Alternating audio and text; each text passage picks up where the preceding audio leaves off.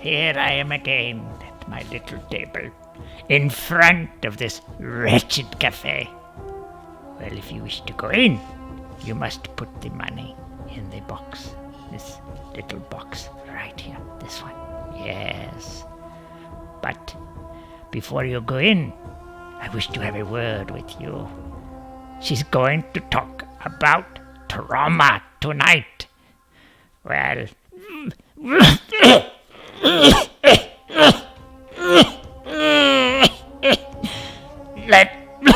let me tell you about trauma. The only trauma that ever was with her was when her mother found out she'd given birth to an imbecile. Well, there's the door. I can't stop you, so go in if you must.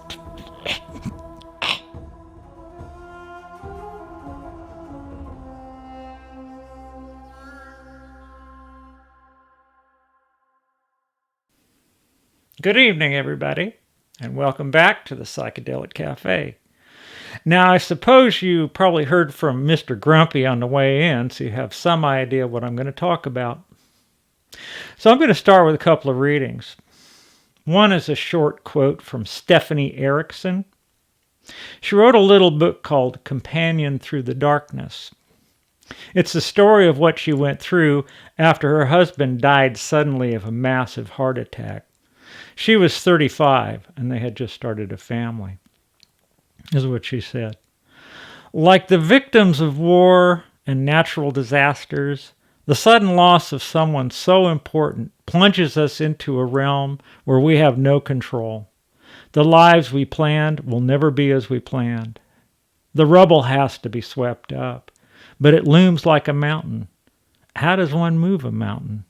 How do you piece together something that may someday resemble a life again?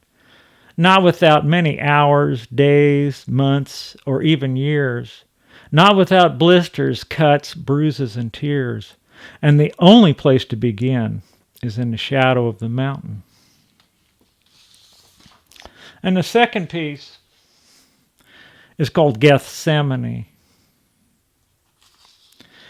Sometimes I hate being transsexual.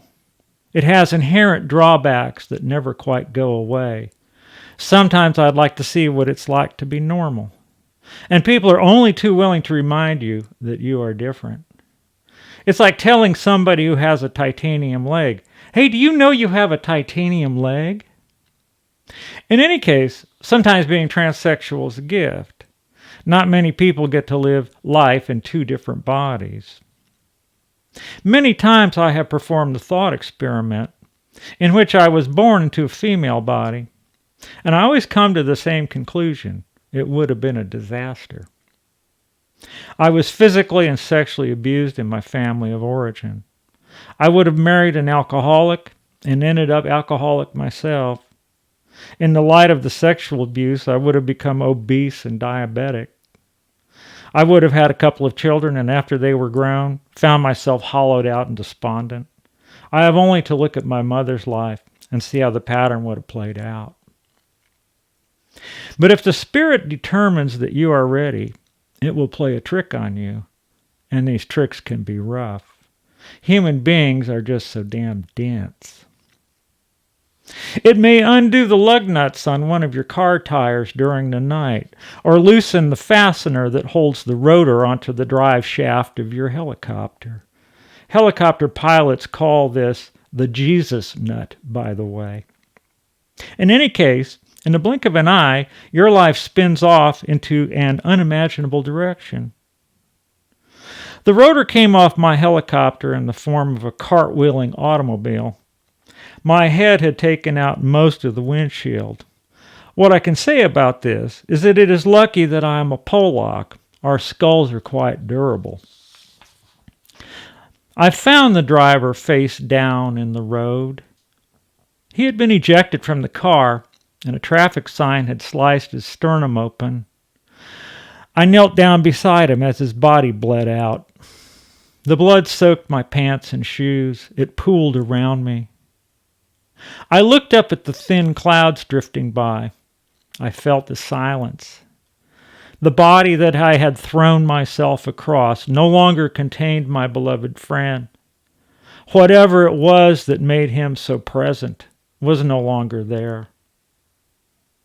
It has taken a long time to absorb the spiritual message of that night. There is no doubt that I had knelt in the blood, and the Spirit is ever efficient. It never wastes a single moment, and it never fails to wrap its message in a metaphor.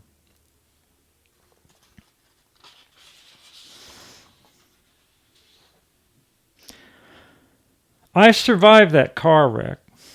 That was 1973. Someone watching from the outside might have seen me crawl out the window of a smashed car and might have said that I walked away. Although it is true that I was able to crawl out of the car, I did not walk away from it. I had just begun my walk in the shadow of the mountain. I bring this story up to have a discussion about the relationship between the psychedelic experience and traumatic experience. So let me tell you what I mean when I say trauma. Trauma is an event or condition lived through in the past that has left a residue of unconsciously held elements that results in present-day physical pain, psychological distress, or maladaptive or archaic behavior. And the key thing that distinguishes trauma from an injury is the residuum of unconsciously held elements. Also, any significant trauma is likely to be multidimensional. I think of it as a mosaic or constellation of elements, often relating to elements both before and after a traumatic event, even if that event might look like it happened at a particular time. Let me give a couple of examples of unconsciously held elements so you can see how they might emerge in a psychedelic session. During the crash, my head bashed the windshield out. For a period of weeks after, if I would angle my head down to the side, like touching my ear to my shoulder, I would hear distinct spongy and gurgling sounds inside my head. 2 weeks after the accident, I was back in classes in my second year of college. I was a complete wreck. I was exhausted and having headaches every day. But there was nothing else to do, so I soldiered on. That's what we do after all.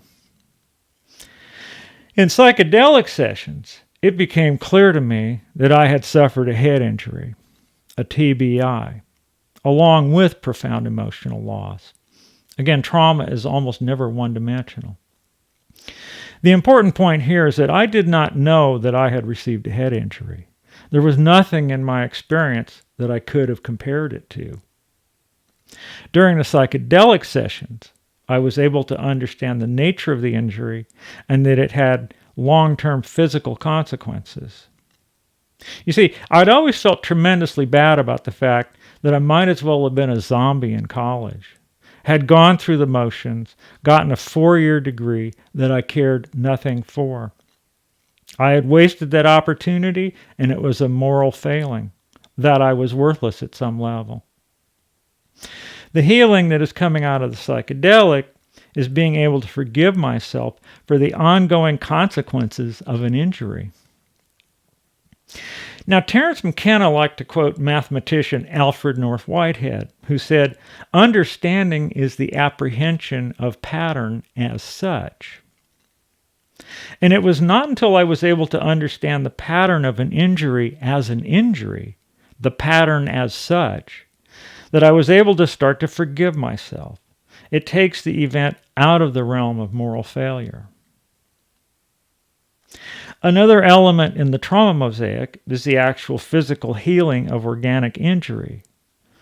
Of course, this is subjective and personal, but especially with psilocybin, I feel that the brain is actually making new connections around and through the injury, that it is helping with neuroplasticity. And I always recommend take lion's mane, niacin, different vitamins while you're doing a journey.